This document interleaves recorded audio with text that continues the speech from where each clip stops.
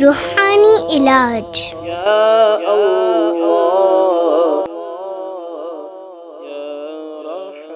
ظالم سے حفاظت۔ یا رؤوف، جو کسی مظلوم کا ظالم سے پیچھا چھڑانا چاہے 10 بار پڑھے، پھر اس ظالم سے بات کرے، انشاءاللہ عز و جل وہ ظالم اس کی شفاعت قبول کرے گا۔ السلام علیکم ورحمۃ اللہ وبرکاتہ۔